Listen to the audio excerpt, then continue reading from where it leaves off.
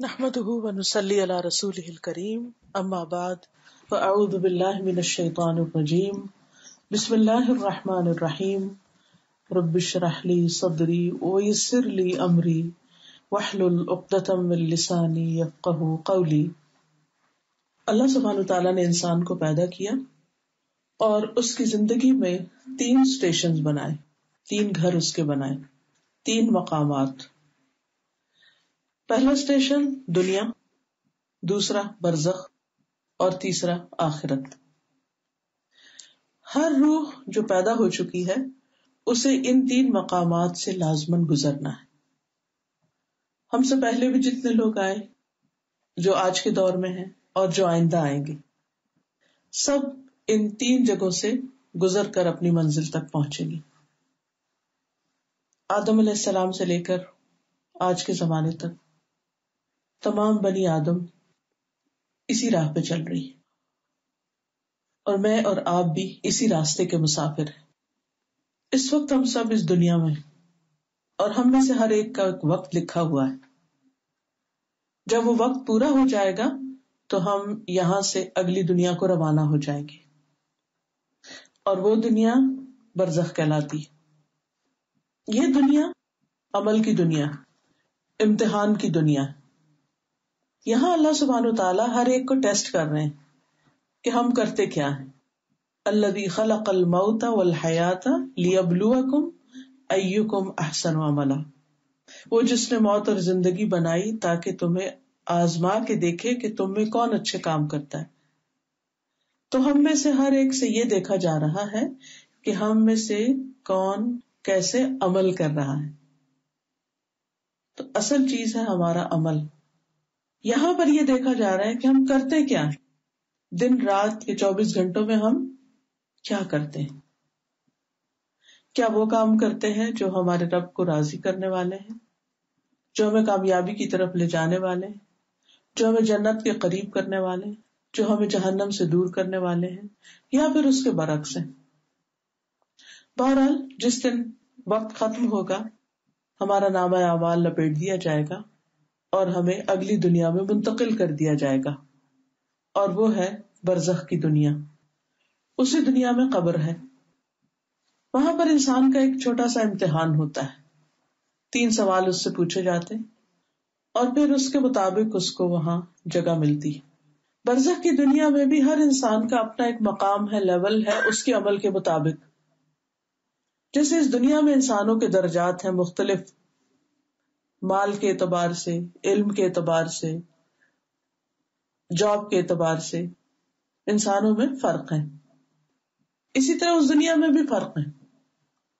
یہاں آپ نے دیکھا ہوگا کہ کچھ لوگوں کی گزران معمولی ہے، تھوڑی بہت پہ گزارا کرتے ہیں، کچھ لوگ درمیانے درجے کی زندگی بسر کرتے ہیں، کچھ لوگ بہت لیوش لائف سٹائل کے ساتھ رہتے ہیں، اور پھر ان میں سے بھی جو جس درجے پر ہیں اس درجے میں بھی کئی درجے ہوتے ہیں۔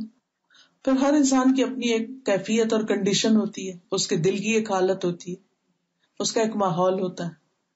بالکل اسی طرح جو نیکسٹ لیول ہے ہمارا برزخ کی دنیا کا، وہاں بھی یہی حالات ہیں، لیکن وہاں پر انسانوں کا جو ٹھکانہ ہے وہ مال کے اعتبار سے نہیں ہے، کسی ڈگری کے اعتبار سے یا کسی جاب کے اعتبار سے نہیں ہے کہ دنیا میں جس کی جاب اچھی تھی اس کو وہاں بھی اچھی جگہ مل جائے گی۔ کفار مکہ یہی کہا کرتے تھے کہ اگر ہم دوبارہ پیدا کیے گئے تو وہاں بھی ہمیں سب کچھ مل جائے گا۔ لیکن ہم سب بحیثیت مسلمان اس بات پر یقین رکھتے ہیں کہ انسان جس طرح کی یہ زندگی بسر کرے گا اسی طرح کی زندگی پھر مرنے کے بعد بھی اس کو حاصل ہوگی، اس کے عمل کی بنا پر، اور مزید اللہ کا فضل ہوگا۔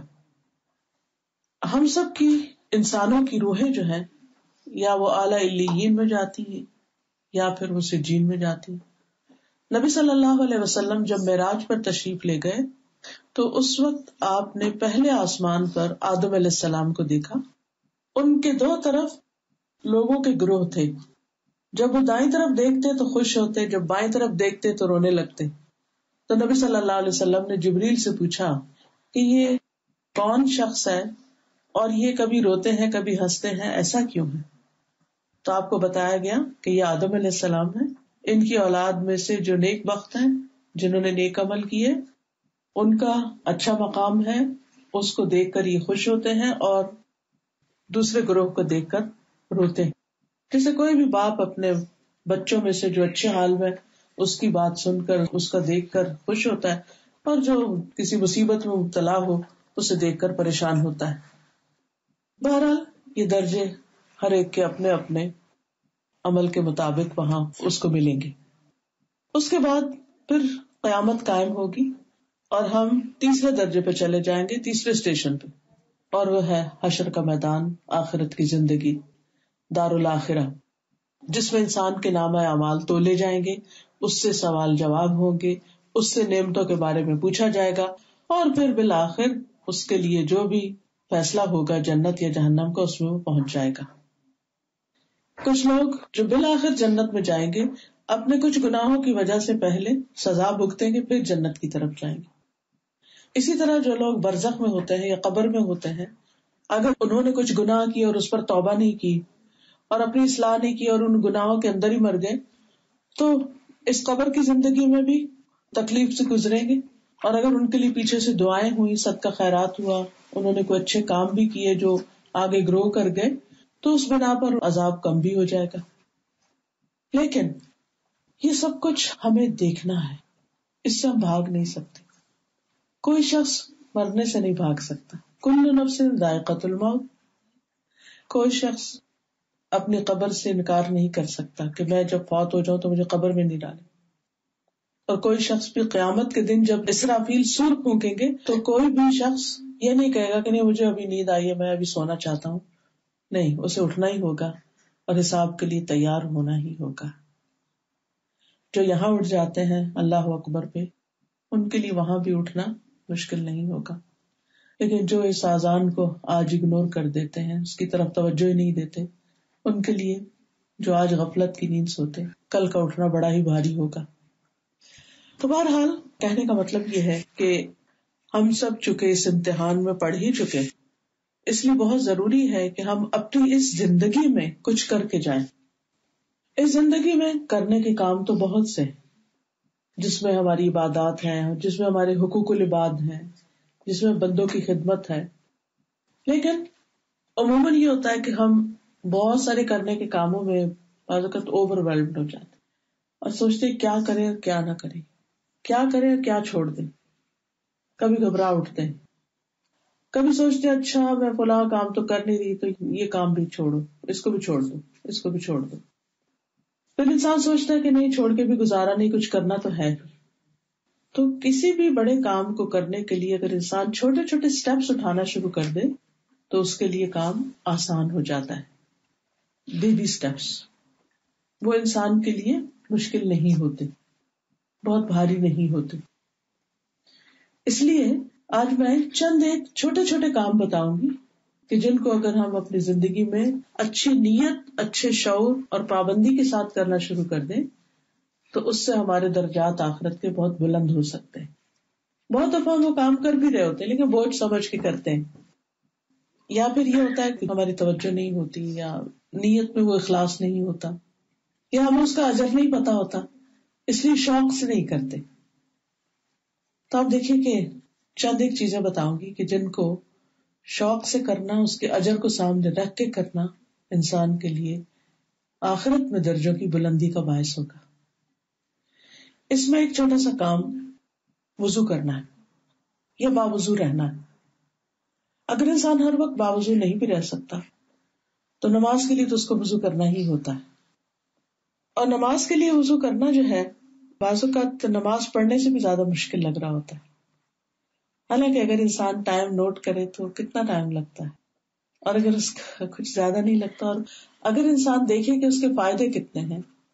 ہمیں سے اکثر لوگ پریشان ہوتے ہیں کہ یعنی ایک ہر وقت اندر رہنے کی وجہ سے یا موسم کی خرابی کی وجہ سے ایک سستی سی آنے لگتی ہے، ایک عجیب سی نقاہت سی ہونے لگتی ہے.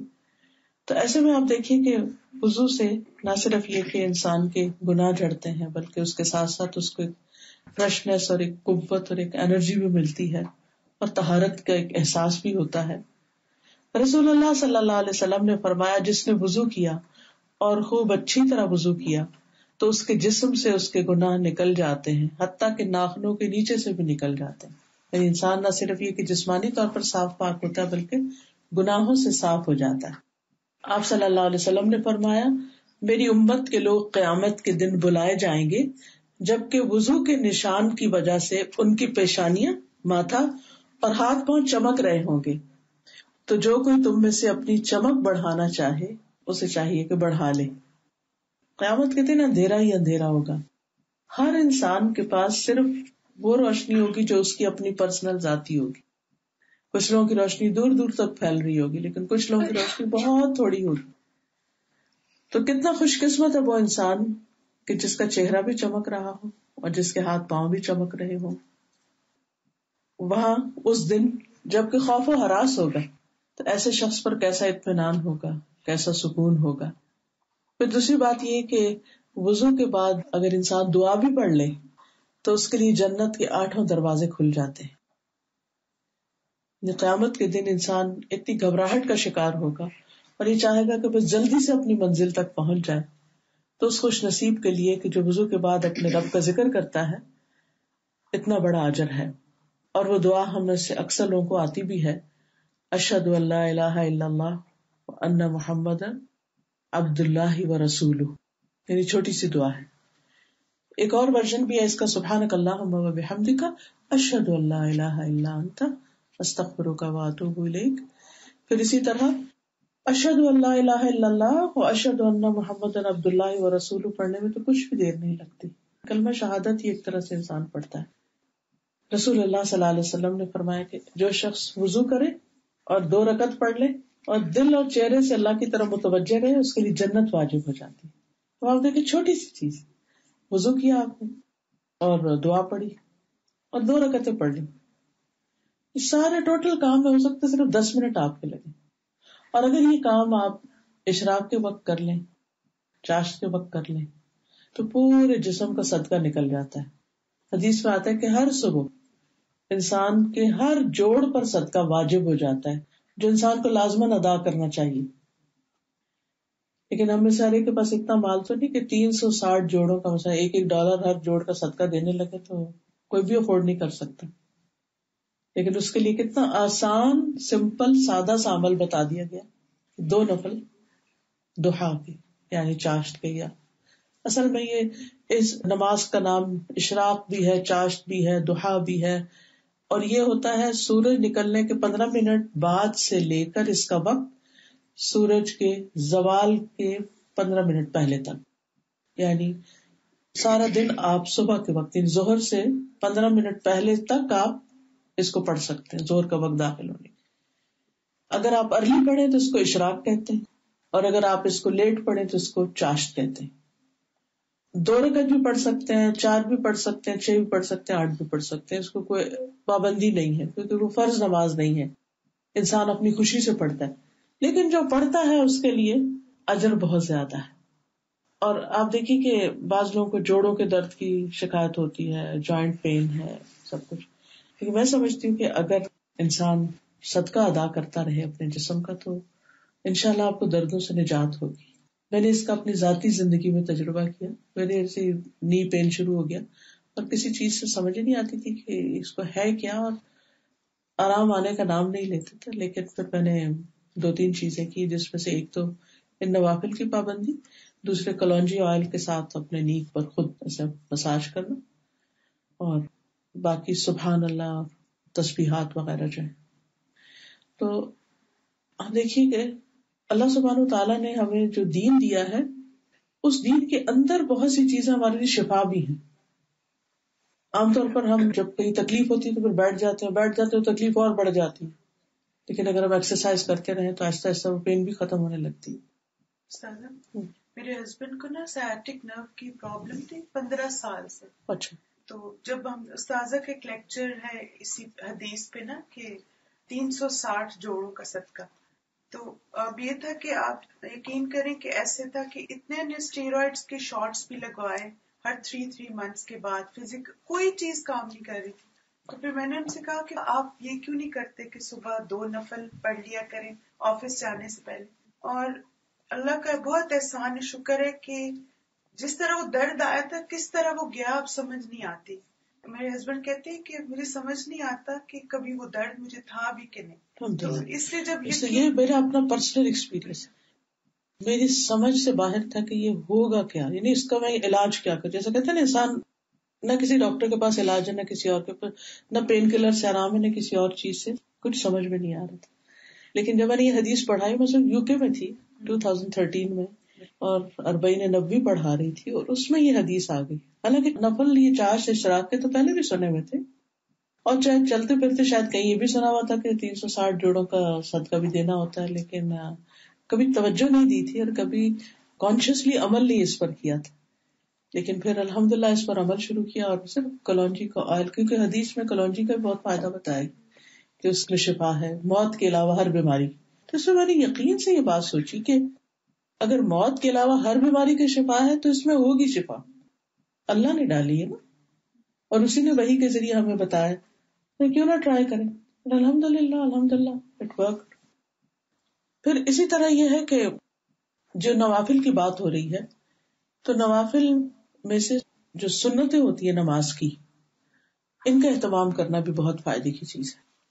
اور ان میں خصوصاً فجر کی 2 سنتیں جو ہیں، نبی صلی اللہ علیہ وسلم نے کبھی بھی گھر اور گھر سے باہر یعنی سفر میں کبھی بھی نہیں چھوڑی تھی. نبی صلی اللہ علیہ وسلم نے فرمایا فجر سے پہلے کی 2 رکعتیں دنیا اور جو کچھ اس میں ہے اس سے زیادہ بہتر ہے. اتنی بڑی قیمت ہے ان کی، دنیا اور جو کچھ دنیا میں ہے، ہر چیز سے زیادہ اس کا فائدہ ہے. اب آپ دیکھیے کہ دنیا میں کیا کچھ نہیں، اور انسان کی کس کس چیز کی خواہش نہیں ہوتی کہ یہ بھی حاصل ہو جائے، یہ بھی حاصل ہو جائے. لیکن اگر انسان صحیح طور پر وضو کر کے اس وقت جب کہ نیند آ رہی ہوتی ہے، تھکاوٹ بھی ہوتی ہے، اس وقت اگر یہ 2 رکعتیں ادا کرتا ہے خوشی کے ساتھ، کتنا بڑا اجر پاتا ہے. پھر اگر دن میں باقی نمازوں کے ساتھ بھی، جیسے سنن رواتب جن کو کہا جاتا ہے، ظہر سے پہلے 4 اور بعد میں 2، اور مغرب کے بعد 2، اور پھر عشاء کے بعد 2، اگر ان کی پابندی کرتا ہے تو 12 رکعتیں پڑھنے سے جنت میں گھر کی بشارت دی گئی. پھر اسی طرح چھوٹی چھوٹی نیکیوں میں رسول اللہ صلی اللہ علیہ وسلم نے فرمایا حضرت ابو ہریرہ سے، جب تک تم اپنے مصلی پر جہاں تم نے نماز پڑھی تھی بیٹھے رہو اور وضو نہ توڑو، یعنی وضو باقی رہے، تو فرشتے تمہارے لیے دعا کرتے رہتے ہیں، کہتے ہیں اے اللہ اس کی بخشش فرما دے، اے اللہ اس پہ رحم کر دے. فرشتے آپ کے لیے دعا کرتے ہیں. اب دیکھیں ہم انسانوں کی منتیں کرتے ہیں، ہمیں دعا میں یاد رکھنا والی، دعا کرنا والی، دعا کسی کو کہتے ہیں ہمارا نام لے کے دعا کرنا، کسی کو کہتے ہیں تہجد کے وقت دعا کرنا، کسی کو کہتے ہیں عمرے پہ کرنا، سفر میں کرنا. یعنی ہم میں سے ہر شخص دوسرے سے ضرور کسی نہ کسی موقع پہ فرمائش کرتا ہے دعا کی. اب یہ عمل جو ہے کہ نماز کے بعد مصلی پہ بیٹھے، اللہ یہ کہ آپ سفر میں ہیں، جلدی میں ہے، کوئی مجبوری ہے، کوئی وجہ ہے تو وہ اور بات ہے. لیکن اگر آپ گھر میں ہیں اور وقت بھی ہے تو یہ نہیں کہ سلام پھیرو بس جھٹ سے اٹھنے کی کوشش کی، یہ نہیں کرنی چاہیے. یا یہ مجبوری ہے کہ آپ نیچے زمین پہ نہیں بیٹھ جائیں، کرسی پہ بیٹھ جائیں، لیکن نماز کے بعد کا جو ذکر ہے اس کا یہ فائدہ ہے کہ ہم بھی ذکر کر رہے ہوتے ہیں، تسبیح پڑھ رہے ہوتے ہیں، دعا کر رہے ہوتے ہیں اپنے لیے، فرشتے ہمارے لیے دعا شروع کر دیتے ہیں. اب یہ چھوٹا سا عمل ہے، اگر ہم کانشیسلی بیٹھ جائیں اور یہ سوچ کے کہ اللہ مجھے تو بڑی رحمت کی ضرورت ہے، ہم سب چاہتے ہیں نا اللہ پہ رحم کر دے، خاص طور پہ جب ہمارے کوئی پرابلمز ہوتے ہیں، کوئی مسائل ہوتے ہیں، اس وقت ہم چاہتے ہیں کہ اللہ ہم پہ رحم کر دے. ہم کبھی غم کا شکار ہوتے ہیں، کبھی بیمار ہوتے ہیں، کبھی کسی طرح، تو فرشتوں کی دعائیں لینے کا ایک ذریعہ ہے. اسی طرح اگر کوئی شخص، ایک اور چھوٹی سی نیکی ہے کہ جمعے کے دن غسل کرے، اول وقت خطبے میں آئے، شروع سے حاضر ہو، پیدل چل کے آئے، یعنی اگر قریب ہوگا، جیسے ابھی تو نہیں، ونٹر میں تو مشکل ہے، سمر میں ہوتا ہے بعض اوقات واکنگ ڈسٹینس پہ مسجد ہو سکتی ہے. اگر نہ بھی ہو تو پارکنگ لاٹ میں تو آپ دیکھیے بعض اوقات پارکنگ کہاں ملتی ہے جمعے کے دن، سب کو مسجد کے ڈور پہ تھوڑی ملتی ہے، تو وہ واکنگ ہو ہی جاتی ہے جہاں کہیں دور دور بھی پارک کر کے. سوار ہو کر نہ آیا ہو، امام سے قریب ہو کر توجہ سے خطبہ سنے، اور خطبے کے دوران فضول حرکت نہ کرے. اسے ہر قدم کے بدلے 1 سال کے عمل یعنی 1 سال کے روزے اور قیام کا ثواب ملے گا. کتنا بڑا اجر ہے. جمعے کے دن اہتمام کر کے غسل کر کے اور جتنی بھی مشقت اٹھانی پڑے اٹھائے اور انسان پہنچے, توجہ سے خطبہ سنے, خطبے کے دوران نہ کسی سے بات کرے نہ کسی کی طرف توجہ کرے, پورے دھیان سے سنے, اور پھر کوئی فضول حرکت بھی نہ کرے, کیونکہ بعض لوگ بچوں سے کھیلنے لگتے ہیں, کوئی کچھ کھانا شروع کر دیتا ہے, یا کوئی نہیں, توجہ اس کی خطبے کی طرف رہے. اور پھر شروع میں آئے, ارلی آئے, جلدی آئے. اچھا, ہم ارلی بازو کا تو اس لیے تو آ جاتے ہیں کہ پارکنگ قریب مل جائے, لیکن اگر ہم ارلی آ کے بھی پارکنگ دور کر لیں کہ چلو کسی اور کو, یہ میرا حق تھا, یہ میرا اسپاٹ تھا, لیکن میں نے چھوڑ دیا کسی کے لیے, اس کو پتا بھی نہیں کس نے آپ کے لیے چھوڑا, صدقہ کر دیا اپنا وہ اسپاٹ, دور جا کے پارک کر کے واک کر کے آئے اس نیت سے کہ میں نے یہ والا اجر لینا ہے, 1 سال کے روزوں کا اجر لینا ہے. اب کہنے کو تو چھوٹا سا مطلب صحیح مسلم کی حدیث ہے, بہت بڑا اجر, لیکن جو ہمیں پتہ نہیں ہوتا تو اس لیے ہم پھر اس کے اپوزٹ ہی کام کر رہے ہوتے ہیں. ویسے بھی عام طور پر مسجد جانا, اور خصوصاً اس ملک میں آپ دیکھیے کہ جب گھر میں اصل والی اذان سنی نہیں پاتے ہم, اور ایک روحانی اور اسپرچل ماحول کی کمی ہوتی ہے, تو اسپیشلی بچوں کو لے کے جانا, خود جانا, بعض اوقات ہسبینڈ جاب پر ہوتے ہیں یا یہاں نہیں ہوتے, تو ایسی صورت میں بچوں کو لے کے جانا, پہنچانا, یہ بھی ایک بہت ہی بڑا اجر و ثواب کا کام ہوتا ہے. رسول اللہ صلی اللہ علیہ وسلم نے فرمایا 7 قسم کے آدمیوں کو اللہ تعالیٰ اس دن اپنے عرش کے سائے تلے جگہ دے گا جس دن اس کے سائے کے علاوہ کہیں بھی سایہ نہیں ہوگا, اور ان میں سے ایک آدمی وہ جس کا دل مسجد میں اٹکا ہوا ہو, جس کی محبت مسجد سے ہو, پلٹ پلٹ کے مسجد کی طرف جائے, کیونکہ مسجد کی محبت انسان کے اندر ایک بہرحال خیر لاتی ہے. انسان جاتا ہے, اذان سنتا ہے, جواب دیتا ہے, دعا کرتا ہے, وہ دعا قبول ہوتی ہے, پھر نماز پڑھتا ہے, اس نماز میں خوشبو اور ہوتا ہے, گھر میں اور کام یاد آ رہے ہوتے ہیں, یہ نظر آ گیا, وہ آ گیا, لیٹ بھی ہو جاتی نماز, کبھی دھیان بھی نہیں ہوتا. تو کم از کم 1 ویک تو ایسا اسکیڈول بنانا ہی چاہیے. اگر جمعہ کے دن ہو, اگر اس وقت نہیں تو پھر عشاء کی نماز جیسے بچوں کو لے کے انسان پہنچ جائے, تاکہ وہ بھی جماعت سے پڑھ لیں, ہم بھی پڑھ لیں, تھوڑی آؤٹنگ بھی ہو جائے. ہر ایک اپنے اپنے حساب سے پلان کر سکتا ہے. اللہ تعالیٰ قیامت کے دن اعلان کرے گا میرے پڑوسی کہاں ہے, میرے پڑوسی کہاں ہے. فرشتے پوچھیں گے اے ہمارے رب کسے زیب دیتا ہے کہ وہ آپ کے پڑوس میں آئے, تو اللہ تعالیٰ فرمائے گا وہ مسجدوں کو آباد کرنے والے کہاں ہیں, وہ جو بار بار مسجدوں میں آتے تھے ان کا آباد کرتے تھے, وہ کدھر ہیں, وہ میرے پڑوسی. پھر اسی طرح ہر قدم پر مسجد کی طرف جاتے ہوئے ہر قدم پر ایک گناہ معاف ہوتا ہے, ایک نیکی لکھی جاتی ہے, اور یہ آتے اور جاتے دونوں وقت میں ہوتا ہے, صرف جانے کا نہیں ثواب ہوتا, آنے کا بھی ہوتا ہے. پھر اسی طرح جو مسجد کی تعمیر میں حصہ لیتا ہے وہ جنت میں اپنا گھر بناتا ہے, خواہ حدیث میں آتا ہے خواہ پرندے کے گھونسلے کے برابر, یعنی چھوٹے سے چھوٹا حصہ بھی ڈال دے انسان وہ بھی کاؤنٹ ہوتا ہے. پھر اسی طرح وہاں انسان جاتا ہے صدقہ جو کرتا ہے, یا عام زندگی میں صدقہ خیرات ہے, تو اس میں بھی ضروری نہیں کہ بہت بڑی کوئی اماؤنٹ ہو تو پھر ہی ثواب ملتا ہے. اگر ایک کھجور بھی انسان کسی کو دیتا ہے اس کا بھی اجر و ثواب ہوتا ہے. اور جب انسان صدقہ کر رہا ہوتا ہے تو فرشتوں کی دعا ملتی ہے اس کو. حدیث میں آتا ہے کہ ہر روز جس میں بندے صبح کرتے ہیں 2 فرشتے اترتے ہیں, ان میں سے ایک کہتا ہے اے اللہ دینے والے کو اور زیادہ دے, دینے والے کو اور زیادہ دے, اور اے اللہ روکنے والے کا پہلا بھی ضائع کر دے, جو کسی کو نہیں دیتا اس کے اپنے بھی کام نہ آئے.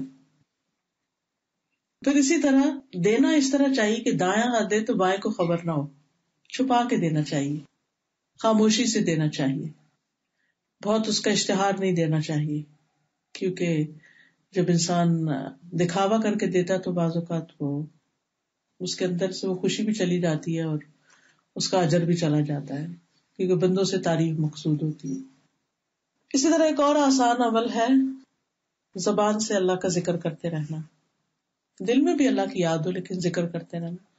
اس ذکر میں جیسے سبحان اللہ, الحمدللہ, اللہ اکبر, سبحان اللہ و بحمدہ, سبحان اللہ العظیم. پھر اسی طرح لا حول ولا قوت الا باللہ, یہ جنت کے خزانوں میں سے ایک خزانہ ہے. پھر اسی طرح سبحان اللہ العظیم و بحمدہ یا سبحان اللہ و بحمدہ صرف انسان صبح اور شام 100 دفعہ پڑھے تو اس کے گناہ معاف ہوتے ہیں، خاص سمندر کی جھاگ کی طرح کیوں نہ، ڈھیروں گناہ معاف ہو جاتے ہیں. پھر درود شریف پڑھنا، اور خصوصاً جمعے کے دن درود شریف پڑھنا کیونکہ اس کا خاص ذکر آیا ہے.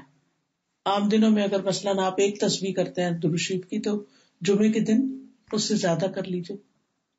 پھر نماز کے بعد کی تسبیح کرنا، آیت الکرسی پڑھنا، جیسے ابھی آپ نے سنا بھی کہ جو فرض نماز کے بعد آیت الکرسی پڑھے اسے جنت میں داخلے سے سوائے موت کی کوئی چیز نہیں روکتی.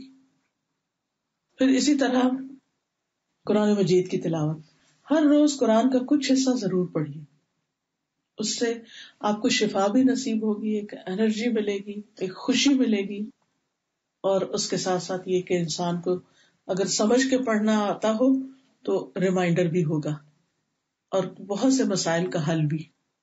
انسان اگر اللہ کے گھروں میں سے کسی گھر میں پڑھتا ہے، جیسے مسجد گئے آپ، تھوڑا نماز کا ٹائم ہے، تھوڑی تلاوت کر لیں، یا ایک دوسرے کو سکھاتے ہیں، سیکھتے ہیں، جیسے بعض لوگ بچوں کو پڑھاتے ہیں یا اپنے بچوں کو پڑھانے کے لیے لے جاتے ہیں، خود بھی ساتھ بیٹھ جاتے ہیں، ہیلپ کرتے ہیں. تو رسول اللہ صلی اللہ علیہ وسلم نے فرمایا جو لوگ اللہ کے گھروں میں سے کسی گھر میں اللہ کی کتاب کی تلاوت کرتے ہیں اور آپس میں سیکھتے سکھاتے ہیں، ان پر سکینت نازل ہوتی ہے، رحمت انہیں ڈھانپ لیتی ہے، فرشتے انہیں گھیر لیتے ہیں اور اللہ ان کا ذکر اپنے پاس موجود فرشتوں میں کرتے ہیں. پھر اسی طرح کچھ کام اٹھ کے بھاگ کے چل کے کرنے کے نہیں ہوتے، ان کا تعلق انسان کے دل سے ہوتا ہے. ان میں سے ایک عمل یہ ہے کہ دل میں اللہ کو یاد کر کے رو دینا، اللہ کے ڈر سے رو دینا. اگر کوئی شخص تنہائی میں اکیلے میں کسی کو دکھائے بغیر اللہ کے ڈر سے روتا ہے، آپ دیکھیے کہ بندوں کے ہرٹ کرنے پہ تو ہم سبھی روتے ہیں، لیکن اللہ کے ڈر سے اگر کوئی روتا ہے تو قیامت کے دن اللہ تعالیٰ ایسے شخص کو بھی اپنے عرش کے سائے تلے جگہ عطا کریں گے. پھر اسی طرح بندوں کے حقوق میں سے والدین کے ساتھ نیکی کرنا، اور اس میں ایک چھوٹی سی نیکی کیا ہے کہ ہر روز ان کے لیے دعا کریں. آپ اپنے والدین کے لیے دعا کریں کہ اللہ تعالیٰ آپ کے بچوں کو آپ کے حق میں اچھا بنائے گا، کیونکہ نیکی کا بدلہ بھی ہوتا ہے، دنیا میں بھی ہوتا ہے. اور اس میں اللہ تعالیٰ نے جو دعا ہمیں سکھائی وہ دعا سب سے بہترین ہے. کون سی دعا ہے؟ رب ارحمہما کما ربیانی صغیرا. اگر آپ صبح کے وقت قرآن پڑھ کے اگر اپنی عادت بنا لیں، اپنے قرآن پر ہی لکھ لیں تو پھر مس نہیں ہوگی، ورنہ یہ ہم بھول بھی جاتے ہیں. رسول اللہ صلی اللہ علیہ وسلم نے فرمایا میں سویا تو میں نے خواب میں اپنے آپ کو جنت میں دیکھا. میں نے دیکھا کہ وہاں ایک قاری قرآن پڑھ رہا ہے. میں نے پوچھا یہ کون ہے؟ بتایا گیا کہ حارثہ بن نعمان ہے. آپ نے ان سے کہا یہ نیکی ہے، یہ نیکی ہے. اور وہ حارثہ جو تھے لوگوں میں سب سے زیادہ اپنی والدہ کے ساتھ حسن سلوک کرتے تھے، تو اس بنا پر ان کو خواب میں اتنی اچھی جگہ دکھایا گیا تو جنت میں قرآن پڑھ رہے ہیں بیٹھ کے. پھر اسی طرح بیٹیوں کے ساتھ اچھا سلوک کرنا، وہ اگر کوئی اپنی 3 بیٹیوں کے ساتھ اچھا سلوک کرتا ہے تو وہ بیٹیاں قیامت کے دن آگ سے نجات کا ذریعہ بنے گی، بیٹیاں نہ ہو، بہنیں ہو، کچھ بھی. پھر رشتہ داروں کے ساتھ اچھا سلوک کرنا، خواہ وہ نہ کریں. رسول اللہ صلی اللہ علیہ وسلم نے فرمایا جسے پسند ہے کہ اس کے رزق میں اضافہ ہو، اس کی عمر دراز ہو، اسے چاہیے کہ وہ رشتوں کو جوڑ کے رکھے، رشتہ داروں سے اچھا سلوک کرے. پھر خاص طور پر اگر یتیم ہو کوئی رشتہ داروں میں سے، یتیم بچے، ان کو لک آفٹر کرے، کیونکہ ایسا شخص نبی صلی اللہ علیہ وسلم کے بالکل ساتھ ہو گئے جنت میں. پھر دوسروں کی تکلیفیں دور کرنا، اس بات پہ نظر رکھنا کہ کون کس تکلیف میں ہے. آپ نے دیکھا ہوگا کہ بعض لوگ اتنے سنگ دل ہوتے ہیں کہ اگر ان کے گھر میں بھی کوئی بیمار ہو نا تو ان کو پرواہ نہیں ہوتی. اور خصوصاً آپ دیکھیں ہماری جو ینگر جنریشن ہے نا، ان کی سمجھ میں نہیں یہ بات آتی کہ بڑوں کو لک آفٹر بھی کرنا ہے یا ان کا حال بھی پوچھنا ہے. تو ان کو جیسے سمر میں اگر والنٹیئر وغیرہ کرایا جائے، ہاسپٹل میں لے جایا جائے یا اولڈ ہوم وغیرہ میں، تو یہ چیز دلوں کو نرم بھی کرتی ہے. اور اس کے علاوہ یہ ہے کہ ان کے اندر ایک ادب اور ایک مینر بھی آتا ہے جو ہمیں کو سکھانا ہے. تو کسی کی بھی تکلیف دور کرنا، کسی کا بھی حال پوچھنا، کسی کی بھی کیئر کرنا، اپنا ہو پرایا ہو، گھر کا ہو باہر کا ہو. رسول اللہ صلی اللہ علیہ وسلم نے فرمایا جس شخص نے کسی مومن کی دنیاوی تکلیفوں میں سے کوئی تکلیف دور کی، اللہ اس کی قیامت کی تکلیفوں میں سے کوئی تکلیف دور کر دے گا. اور جس کسی نے کسی تنگ دست کے لیے آسانی کی ہے، اس کے پاس اپنی ضرورت کے پیسے نہیں ہے کچھ، اس کے لیے اس کو وظیفہ لگا دیا یا اس کو کوئی چیز خرید کے دے دی، آسانی کر دی، اللہ اس کے لیے دنیا اور آخرت میں آسانی کرے گا. اور جس نے کسی مسلمان کا عیب ڈھانپ دیا، پردہ پوشی کی، اللہ تعالیٰ آخرت میں اس کے گناہ ڈھانپ دے گا، پردہ پوشی کر دے گا. اسی طرح مریض کی عادت کرنے والا جو ہے اس کے لیے 70,000 فرشتوں کی دعائیں ہوتی ہیں. اگر کوئی صبح کے وقت کرتا ہے سارا دن 70,000 فرشتے اس کے لیے بخشش کی دعائیں کرتے ہیں. اور اسی طرح شام کے وقت کرنے والے کے لیے. پھر اسی طرح اچھا اخلاق جو ہے اس کا اجر اتنا زیادہ ہے جیسے کوئی شخص سارا دن روزہ رکھے اور رات ساری نماز پڑھے. جو اچھے اخلاق کے ساتھ کسی سے ملے، کسی کی کیئر کرے، مسکرا کے دیکھے، آگے بڑھ کے ملے، دوسرے پہ رحم کرے، کیونکہ جو دوسروں پہ رحم کرتے ہیں رحمان ان پہ رحم فرماتا ہے. پھر اسی طرح ہمبلنس، تواضع سے ملنا. پھر ایک دوسرے کو سلام کرنے میں پہل کرنا، کیونکہ جو آغاز کرتا ہے اس کو 30 نیکیاں ملتی. اور پھر یہ بھی ہے کہ اگر کوئی شخص اللہ کی خاطر کسی سے محبت کرتا ہے قیامت کے دن عرش کے سائے تلے ہوگا. پھر اسی طرح بعض اوقات یہ بھی ہوتا ہے کہ انسان کو کوئی تکلیف آ جاتی، جیسے کسی کی نگاہ کمزور ہو جاتی ہے، آنکھیں چلی جاتی، اور میں جس کے اللہ نے 2 آنکھیں لے لی اس کی یعنی نگاہ لے لی اس کے لیے جنت ہے. پھر ایک بات یہ یاد رکھیے کہ ہر نیکی جو ہے اس کا اجر 10 سے 700 گنا تک ہے. کوئی کام کرے اس میں اخلاص بڑھا دے تو اس کا اجر اور زیادہ بڑھ جائے گا. اور اگر کوئی انسان برائی کرتا ہے تو اس کا گناہ ایک ہی ہوتا ہے. پھر اسی طرح کچھ چیزیں ایسی ہوتی ہیں کہ جس میں انسان ان کو بالکل چھوٹا سمجھتا ہے، لیکن انسان کو نہیں پتا کہ کل قیامت کے دن وہی چیز اس کے کام آ جائے. کبھی کہتے ہیں نا کھوٹا سکہ بھی کام آ جاتا ہے. کبھی آپ نے گھر میں ایسے ہی بچا کچا چینج رکھا ہوا ہوتا ہے اور کئی دفعہ وہی آپ کی ضرورت ہوتی ہے، وہی اسی سے بہت سا کام نکل جاتا ہے. خاص طور پر اگر آپ اسٹور میں جاتے ہیں اور آپ کو ٹرالی نکالنے کے لیے کوائن چاہیے تو اس وقت اس کی بڑی قدر آتی ہے. پھر وہ سارا سامان خود اٹھانا پڑے تو کتنی مشکل ہو جائے. پھر اسی طرح انسان اگر تکلیف دہ چیز کسی کے راستے سے ہٹاتا ہے تو اس پر بھی اس کے لیے اجر ہے، چاہے وہ راستے سے کوئی جوتا ہی ہو. پھر علم حاصل کرنے کے لیے نکلتا ہے تو اس پر اجر ہے. تو آخری بات یہی ہے کہ عمل کوئی بھی ہو، چھوٹا ہو بڑا ہو، اللہ کی خاطر کیا جائے، شعور سے کیا جائے تو اس کا اجر کئی گنا بڑھ جاتا ہے. اور پھر یہ ہے کہ اس میں ہمیشگی کی جائے، یعنی کہ ایک دفعہ کر کے بس چھوڑ دیا جائے، اسے ریگولر بیسس پر کیا جائے. تو اللہ تعالیٰ سے دعا ہے کہ اللہ تعالیٰ ہمیں عمل کرنے والا بنائے. وآخر دعوانا ان الحمد للہ رب العالمین. سبحانک اللہم وبحمدک اشہد ان لا الہ الا انت استغفرک واتوب الیک. اگر کوئی سوال کرنا چاہیں، کچھ پوچھنا چاہیں تو موسٹ ویلکم.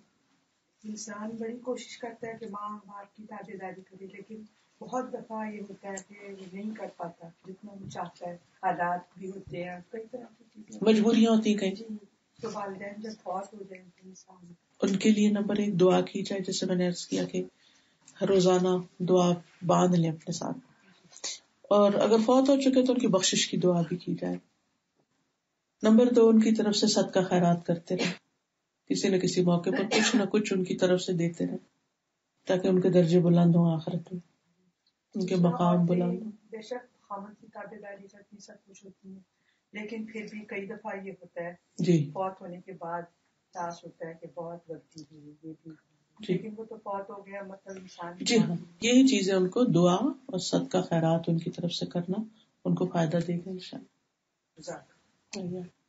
استاذہ جیسے عیادت کا بہت بڑا ثواب آپ نے بتایا، تو عیادت اگر فزیکلی جیسے نہیں جا سکتے صبح صبح کہیں آپ کو، لیکن صبح صبح آپ نے اگر کسی کو فون کر لیا جس کی طبیعت صحیح نہیں ہے، آپ کو پتا ہے، یا لانگ ڈسٹینس ہے، ان سے بات کر لی، ان سے خیریت پوچھ لی، وہ بھی عیادت میں ہی آئے گا نا؟ وہ بھی آئے گا انشاءاللہ تعالی. خاص طور پر آپ دیکھیں کہ ایسے لوگ جو اکیلے ہوتے ہیں، جیسے بڑی ایج اور جن کے لیے جی ہاں ان کے لیے تو ایک کال بھی بہت معنی رکھتی ہے. جی بہت خوش ہو جاتے ہیں جب ان کو کال کر کے پوچھیں کہ آپ اور وہ کہتے ہیں یو میڈ مائی ڈے. تو خصوصاً اپنوں کا تو پتہ ہی ہوتا ہے کون ہماری کال سے خوش ہوتا ہے کون نہیں. لیکن مریض کی عیادت میں ایک بات ضرور یاد رکھیے کہ جب کوئی مریض بہت ایگزاسٹڈ ہو, تھکا ہوا ہو, کمزوری کا شکار ہو, تو اس سے بار بار نہیں پوچھنا چاہیے اچھا اب تم کیسے ہو کیسے, بس صرف مسکرا دینا چاہیے. کہا یہی کہہ دینا چاہیے اگر کوئی بھی مدد چاہیے تو بتاؤ.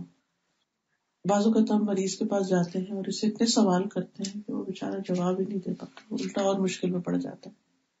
اور پچھلے دنوں ایک مریضہ تھی ہاسپٹل میں, ان کو دیکھنے کے لیے گئی.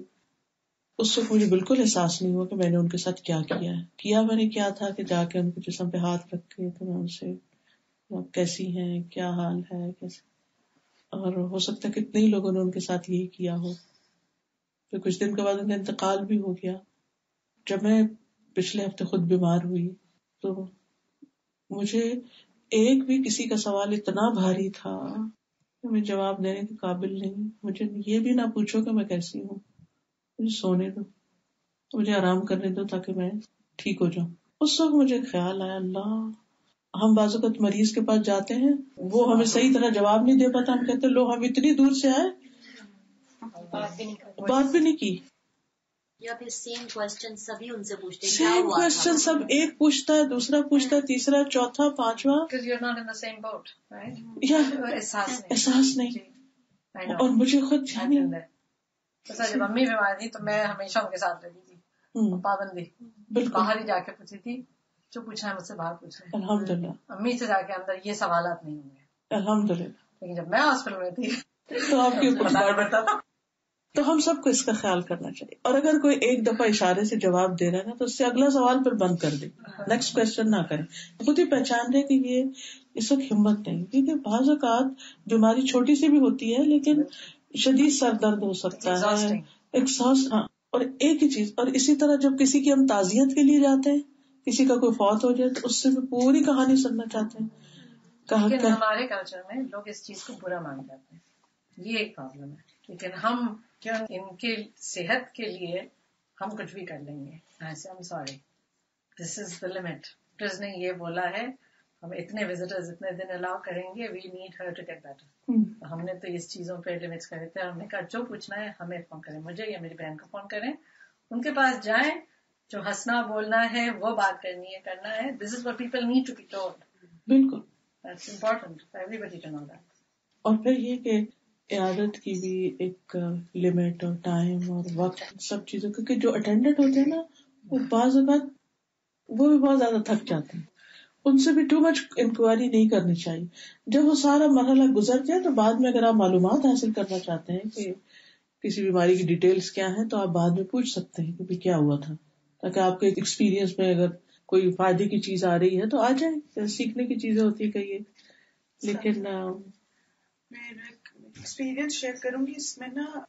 ایک میری کلاس میں اسٹوڈنٹ آتی تھی تو ان کے ہسبینڈ کو کینسر ڈائگنوز ہوا, تو اسی دن ہماری کلاس تھی. تو پھر ہم نے کہا کہ سب جا کے نا ان کو وزٹ کر کے آتے ذرا مورل سپورٹ کے لیے.